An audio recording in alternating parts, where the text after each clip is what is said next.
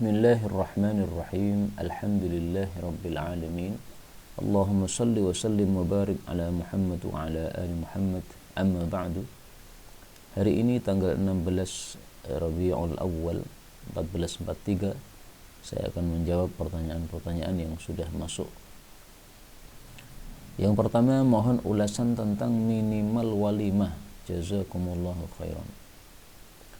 Para ulama bersepakat ijma' bahwasanya la hadda lil walimah, tidak ada batasan bagi walimah. Jadi maksimalnya tidak ada, minimalnya pun juga tidak ada. Maka sah dengan apapun yang bisa digunakan untuk mengadakan walimah tersebut. Misalnya makanan yang cukup untuk 10 orang. Nah, ini sudah sah sebagai walimah, tidak ada masalah. Dan dua hal yang perlu diketahui dari hadis Nabi SAW tentang walimah ini. Pertama, bahwa walimah Nabi sangat sederhana. Yang kedua, mari kita ketahui juga walimah Nabi yang paling istimewa kayak apa. Kita cari dalam kitab Bulughul Maram. Di situ ada walimah Nabi yang sangat sederhana sekali. Wa an Safiyyah binti Syaibah qalat awlama an-nabiy sallallahu alaihi wasallam, Nabi mengadakan walimah ala ba'di nisaihi, kepada sebagian istri-istri beliau, bimuddaini min sya'irin, hanya 2 mud gandum. 1 mud itu adalah kedua telapak tangan kita digabungkan kemudian mengambil gandum, yaitu 1 mud. Nah, ini cuma 2 mud gandum. Jadi kalau bayangannya ya walimah hanya dengan bakwan goreng, ya. Nggak ada masalah. Undang 10 orang, bakwan goreng, beli 10.000, kemudian disiapkan juga teh panasnya. Kemudian setelah makan-makan kita katakan ini walimah saya, tidak ada masalah. Artinya sesuai kemampuan, ya, bukan berarti walimah sunnahnya begitu, bukan. Kalau engkau duitnya banyak, mampu mengundang 300 orang, undang 300 orang. Mampunya 100 orang, 100 orang. Tidak perlu utang dalam masalah walimah ini, ya. Karena orang nikah itu mestinya senang, bukan susah. Nah, utang itu membuat susah. Jangan sampai setelah nikah malah jadi susah gara-gara mikir utang. Adapun hadis yang kedua adalah walimah Nabi Shallallahu Alaihi Wasallam yang paling istimewa. Padahal Rasul Shallallahu Alaihi Wasallam sebenarnya mampu lebih dari itu, tapi inilah yang beliau lakukan. Hadisnya diriwayatkan oleh Bukhari dan Muslim dari Anas, ma aulama Nabi sallallahu alaihi wasallam, Nabi tidak walimah ala syai'in min nisaihi ma aulama ala Zainab. Tidak pernah walimah kepada istri-istrinya yang lebih daripada mewahnya walimah ketika menikahi Zainab. Aulama bisyatin, walimahnya itu dengan menyembelih 1 ekor kambing. Nah, itu yang paling mewah dari walimah-walimah Rasul sallallahu alaihi wasallam. Dan para ulama mengatakan ini ada kemungkinan karena senangnya atau bahagianya Nabi karena dinikahkan langsung oleh Allah dari langit dengan Zainab ini. Sementara istri-istri Nabi yang lain ya dinikahkan secara normal biasa oleh wali-wali para perempuan tersebut. Karena itu ringkasnya tidak usah utang dalam masalah walimah, dan la khilafa annahu la hatta laha. Tidak ada perbedaan bahwa walimah itu tidak ada batasannya menurut para ulama. Berikutnya mau tanya Ustaz, apakah ibu tirinya si istri itu mahram? Ibu tiri maksudnya di sini adalah istri kedua atau ketiga atau keempat, ya. Nah, istri kedua atau ketiga atau keempat bagi bapak kita itu adalah mahram bagi kita sebagai anak-anak bapak tersebut. Mahram. Tetapi kalau kita kalau bapak kita punya menantu, nah menantunya ini tidak mahram dengan ibu tiri tersebut, ya, karena tidak ada hubungan darah sama sekali antara menantunya bapak dengan ibu tiri tadi. Tetapi kalau ibu tiri dengan kita, ya, meskipun juga tidak ada darah sama sekali, tapi Allah mengatakan dalam Al-Quran bahwa mereka adalah mahram. wala tankihu ma nakaha aba'ukum minan nisa. Kamu jangan menikahi wanita-wanita yang telah dinikahi oleh bapak-bapak kalian. Kata-kata jangan menikahi ini menunjukkan bahwa mereka adalah mahram, ya, karena mahram itu artinya wanita yang tidak boleh dinikahi selama-lamanya oleh kita. Baik, berikutnya, Assalamualaikum, mau tanya bagaimana bentuk birrul walidain seorang anak kepada orang tua setelah menikah. Birrul walidain itu artinya berbuat baik kepada kedua orang tua. Ya, jadi tidak berubah antara birrul walidain sebelum menikah dengan setelah menikah. Pokoknya berbuat baik apapun yang dimampui, ya, sesuai kemampuan tentu saja, karena la yukallifullahu nafsan illa wus'aha. Saya 8 bersaudara, orang tua sudah sepuh, sudah tua, terbilang mampu. Dari 8 bersaudara yang mampu 4 anak, saya terbilang yang tidak mampu. Saudara-saudara mau merenovasi rumah orang tua, kita semua dianjurkan untuk infak. Saya usul yang infak yang cukup saja. Adapun yang tidak mampu tidak usah infak. Yang saya tanyakan bagaimana hukum dari infak yang memaksakan meskipun tidak punya. Ini saya mengira tidak termasuk tidak sebesar itu masalahnya, ya. Jadi masalahnya adalah mungkin ingin untuk supaya semuanya itu merasa memiliki ibu, semuanya itu dimuliakan karena membangun rumah ibu dengan uang bersama-sama. Jadi ringkasnya saja, silahkan tetap infak sesuai dengan kemampuan. Ada anak-anak yang mampu, nah infaknya lebih besar. Ada anak-anak yang kurang mampu, ya infaknya sesuai kemampuan. Misalkan yang mampu-mampu, misalkan butuh renovasi 4 juta, ya sudah, yang mampu-mampu 1 juta, 1 juta, 1 juta, udah kumpul 4 juta. Yang kurang mampu sesuai kemampuan, mampunya berapa? 50.000, 50.000, 100.000, 100.000, 20.000, 20.000, nggak ada masalah, ya. Jadi masalahnya bukan sebesar itu, ya. Jadi dianggap dimudahkan sajalah. Infak itu sesuai dengan kemampuan, enggak usah disebut sebagai memaksa dan sebagainya. Rasul sallallahu alaihi wasallam bersabda, "Sabaqa dirhamun mi'ata alfi dirham." Telah mendahului 1 dirham itu terhadap 100.000 dirham. Maksudnya gimana? Ada seorang memiliki hanya 2 dirham, dia ambil salah satunya, dia sedekahkan. Ini sedekah sesuai kemampuan, kan? Dia punya uang 200.000, 100.000 dia infakkan. Ada lagi orang hartanya sangat banyak, dia ambil sedikit saja itu sudah mendapatkan 100.000 dirham. Akhirnya dia sedekahkan. Nah, ini yang lebih besar pahalanya siapa? Sabaqa dirhamun mi'ata alfi dirham. Yang 1 dirham tadi lebih besar karena dia mendahului, karena dia menyedekahkan separuh separuh dari hartanya. Hartanya cuma 2 dirham, ya, dia ambil separuh hartanya. Sementara tadi orangnya berdirham-dirham, numpuk sangat banyak sekali, dia ambil sedikit sudah dapat 100.000 dirham. Ya wajar, tapi 100.000 dirham dari hartanya yang sangat banyak menumpuk itu berapa persennya itu? Udah sangat sedikit sekali. Nah, maka dari sisi inilah yang sedekah 1 dirham menjadi besar pahalanya gara-gara itu, ya. Hadis riwayat Nasa'i, derajatnya hasan. Maka infaklah sesuai dengan kemampuan kita masing-masing. Mau tanya, mengucapkan selamat memperingati Maulid Nabi Shallallahu Alaihi Wasallam, sebagaimana yang banyak di medsos, hukumnya bagaimana dan apa hukumnya merayakan Maulid Nabi? Ya, hukumnya mengucapkan selamat yang mengikuti hukum memperingati Maulid Nabi itu sendiri. Memperingati Maulid Nabi Shallallahu Alaihi Wasallam itu ada 2 gambaran. Yang pertama, apabila dia memperingati Maulid Nabi itu berdasarkan keyakinan, ya, keyakinan bahwasanya dia itu adalah diperintahkan oleh Allah, oleh syariat, baik itu wajib ataupun sunnah. Nah, di sini dia terjatuh dalam bid'ah. Karena bid'ah itu adalah menisbatkan sesuatu yang bukan dari agama, tetapi dia nisbatkan kepada agama.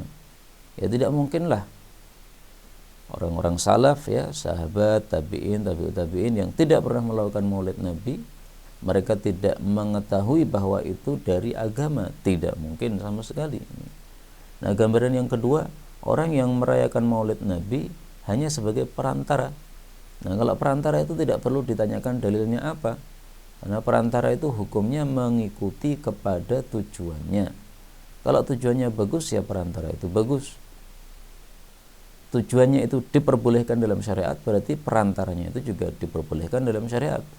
Kalau perantara tujuannya buruk, maka atau dilarang oleh agama, berarti perantaranya pun juga dilarang oleh agama. Maka misalnya zina haram kan. Nah, perantara kepada zina misalnya surat-suratan, pacar-pacaran, ya WA-an, japrian cinta. Nah, itu semuanya ya haram. Nah, sekarang kalau ada orang mengadakan pengajian ya pada maghrib sampai isya. Pengajian apa ini? Memperingati Maulid Nabi sallallahu alaihi wasallam. Pengajiannya dipaskan pada bulan Rabiul Awal. Isi pengajiannya apa? Ya, sejarah kelahiran Nabi, setelah itu diambil pelajaran-pelajaran dari sirah Nabi yang paling penting. Kemudian hasungan untuk mengikuti ajaran Nabi Shallallahu Alaihi Wasallam supaya kita selamat dunia akhirat. Nah, itu sesuatu yang nggak ada masalah karena tujuannya kan mengingatkan manusia. Nah, mengingatkan manusia itu perintah Allah Subhanahu Wa Taala. Wa dzakir bil Qur'ani may yakhafu wa'id. Berilah peringatan orang-orang yang takut kepada ancaman Allah Subhanahu Wa Taala. Nah, hanya peringatan ini dipaskan pada bulan Rabiul Awal. Kenapa? Ngepasi bulan kelahiran Nabi, sehingga ada kesempatan untuk mengundang orang banyak. Ayo kumpul ini memperingati bulan kelahiran Nabi. Ternyata memperingatinya ya hanya tausiah, pengajian. Habis itu dibagikan snack, terus pulang. Orang pulang dengan membawa petuah nasihat bahwasanya harus mengikuti ajaran Nabi kalau ingin selamat dunia akhirat. Ini sesuatu yang tidak ada masalah sama sekali ya. Tapi ada satu hal yang perlu saya garis bawahi. Yang pertama, banyak sekali beredar hadis-hadis yang dhaif atau palsu tentang fadilah maulid. Nah, saya ulangi lagi, tidak ada satupun hadis yang sahih tentang fadilah maulid. Misalnya hadis yang mengatakan man azzama maulidi kuntu lahu syafi'an yaumal qiyamah. Siapa yang mengagungkan maulidku, hari kelahiranku, maka aku akan menjadi syafaat baginya di hari kiamat. Enggak ada hadis tersebut, katanya di dalam kitab Tarikh Damaskus, enggak ada sama sekali, saya cari enggak ada ketemu di situ. Itu hadis yang palsu. Adalah hadis yang palsu karena tidak ada sama sekali maulid, peringatan maulid di masa sahabat, di masa tabi'in, di masa tabi'ut tabi'in. Bahkan informasi para ulama bahwa awal mula maulid itu sumbernya dari Fatimiyun, orang-orang Syiah Rafidah yang sesat itu. Nah, mereka memang punya peringatan-peringatan dalam sepanjang tahun itu ya, peringatan kelahiran Nabi, peringatan kewafatan Husain, peringatan macam-macam. Nah, kemudian Salahuddin Al-Ayyubi, dia punya kerabatnya namanya Mudzaffar. Ini Mudzaffar ini penguasa pada masa tersebut. Dia kemudian menghidupkan Maulid Nabi. Nah, itu meniru dari adatnya orang-orang Syiah tersebut. Itu setelah berhasil dia menguasai kerajaannya orang-orang Syiah, yang mereka berhasil dilumpuhkan. Nah, tapi adatnya orang Syiah yang satu ini kemudian diambil oleh mereka dan dihidup-hidupkan. Jadi sumber pertama Maulid Nabi dari mana? Ya dari Fatimiyun, orang-orang Syiah itu. Adapun Mudzaffar itu hanya menghidupkan kembali setelah dia menguasai negara Islam pada waktu itu ya. Tidak benar kalau Mudzaffar itu yang pertama kali maulidan, bukan ya Fatimiyun tadi, yang Syiah tadi itu. Jadi aneh sekarang ini banyak orang mengaku ahlus sunnah tapi menghidupkan adat-adatnya orang-orang Syiah. Terus juga yang perlu digarisbawahi adalah banyak sekali maksiat-maksiat yang terjadi pada saat kumpulan-kumpulan maulid itu. Seperti misalnya yang katanya di Turki ya, keluar ke jalan berapa ribu orang ketika maulid Nabi. Nah, di situ campur baur laki perempuan, ikhtilat haram, tidak boleh laki-laki perempuan campur baur kayak begitu itu. Jadi gini, kita bicara fakta saja ya. Fakta maulid Nabi yang ada gimana? Nah, banyak maulid Nabi yang penuh dengan kemaksiatan seperti itu. Bukan berarti setiap acara maulid Nabi pasti ada maksiatnya. Saya tidak mengatakan begitu ya. Tapi fakta mengatakan bahwa banyak yang terjadi kemaksiatan seperti itu. Bahkan di Jakarta katanya dangdutan Maulid Nabi. Nah, itu kan kurang ajar sekali seperti itu.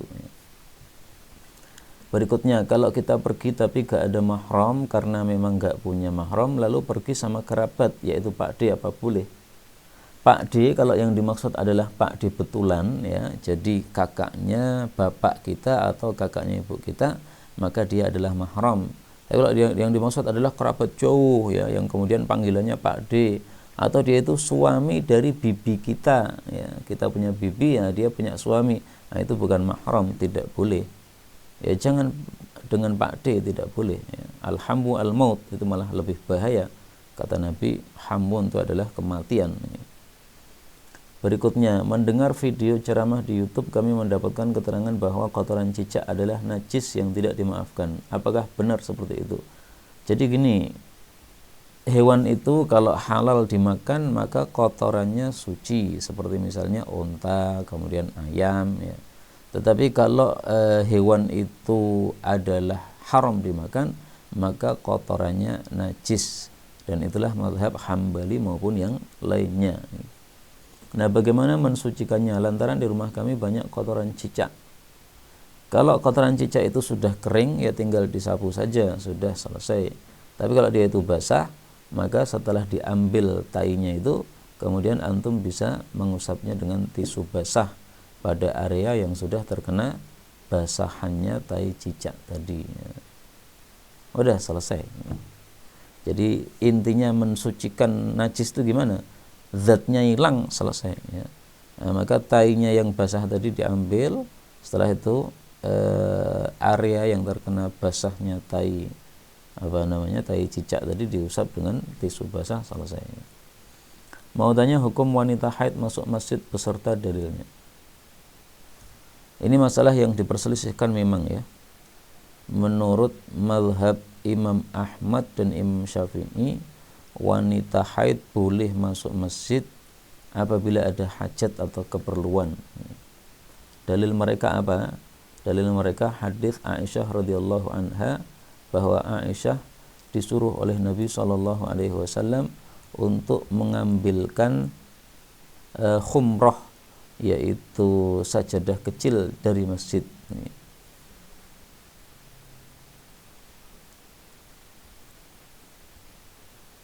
Hadis diriwayatkan oleh Imam Muslim. Nawilinil khumrah minal masjid. Berikan saya sajadah dari masjid.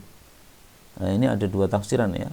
Tafsiran pertama mengatakan bahwa ambilkan saya sajadah yang di masjid. Nah, berarti Aisyah masuk masjid ngambil sajadah, kemudian balik lagi untuk memberikan sajadah kepada Nabi.